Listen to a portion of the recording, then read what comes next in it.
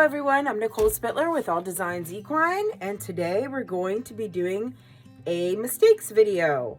And this is going to be centered around a Run for the Roses wreath, or it could actually even double as a Valentine's Day wreath. So we're going to start out with my boxwood horseshoe wreath. It's just very simple, classic boxwood wreath. And we're going to turn it into a Run for the Roses wreath, or like I said, a Valentine's Day wreath.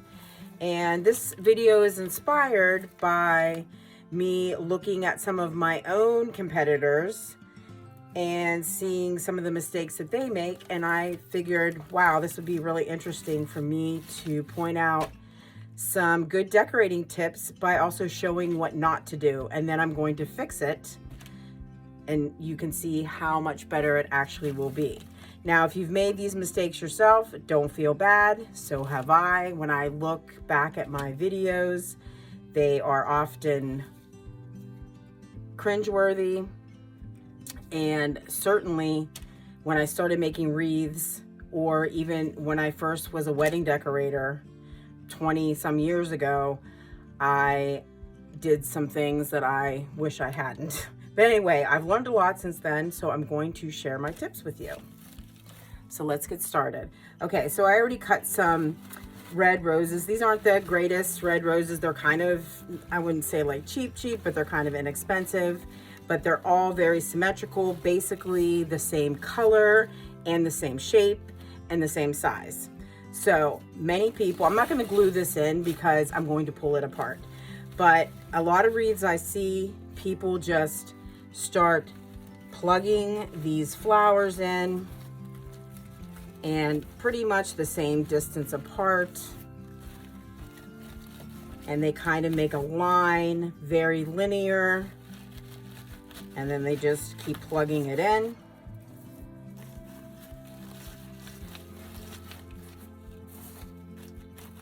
I'll just keep that and that and this last one here. So you can see, okay, is this the ugliest thing I've ever seen in my life? No. But as you can see, not really super gorgeous. I don't think anybody would stop and say, wow, that wreath is gorgeous. So the first thing I would do is take all these roses out.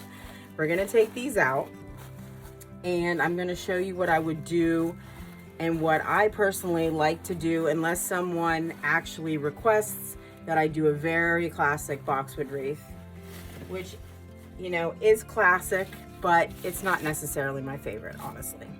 So I start with a classic wreath, but then I start adding different shades and shapes of boxwood. And like I said, I'm just gonna kind of shove these in just to give you an idea of what I would do. I gotta figure out what I did with my other boxwood down up here. Okay, so like just different colors of boxwood. Sometimes I even like to use like eucalyptus and just different shades of green. This is the lighter green. And I'm not, like I said, I'm not gonna continue to do everything, but I'm just gonna give you a little, just like a little example of what I would do. So just different colors.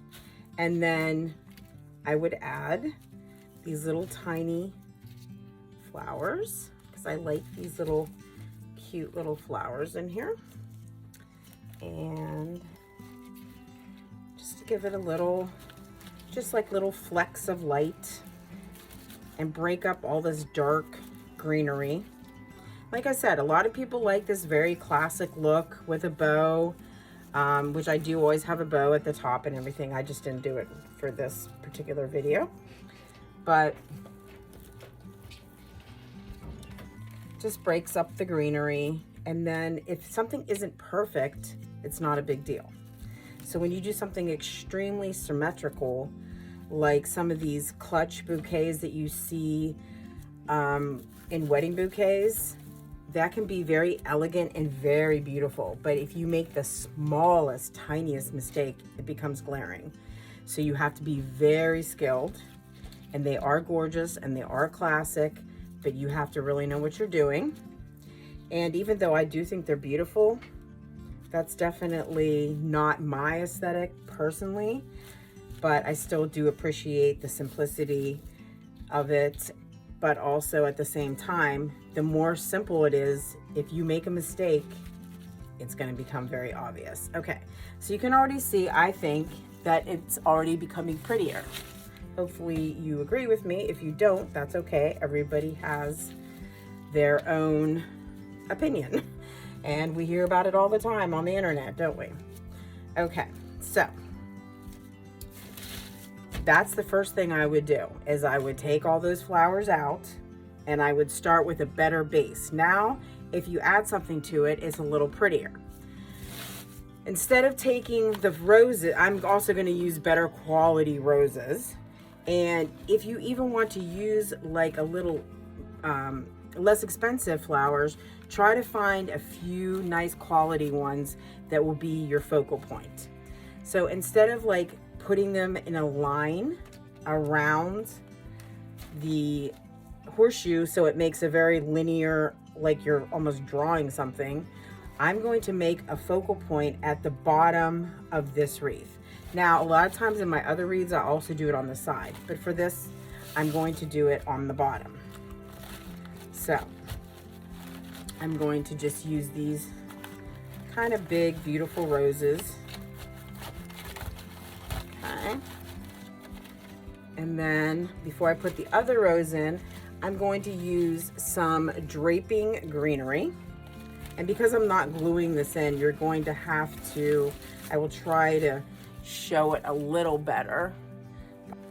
Okay, I think I'm going to pull these roses out just so you can see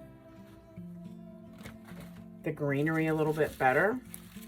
But I'm going to have this greenery draping a little bit. And then I'm going to add some greenery going this way.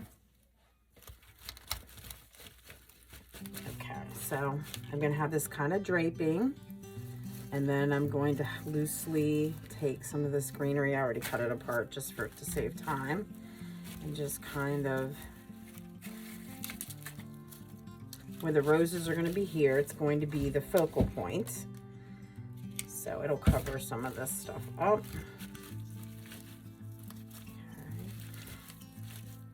And I will link the final product. But I just want to show you a little bit of how to make it look a little bit better. Okay, it's going to kind of go like this. I tend to like my greenery a little wild. Okay, so that would be like the base greenery. And then I'm going to add the focal flowers, which are going to be these big, I personally like really deep red flowers. Roses, I should say, instead of like the orangey red. I kind of like the blue red. This has a blue undertone in it. I'm going to try to shove it in here. And, okay. And then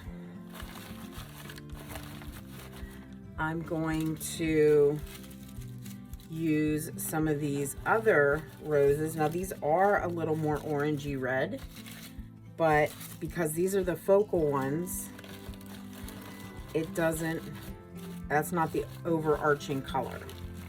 Okay. And then I'm going to use some purple. Now purple really brings out red. It does a beautiful job of bringing out the red, and it's on the color wheel. It's a great, you can find your color wheel, and certain colors really accent and bring out other colors.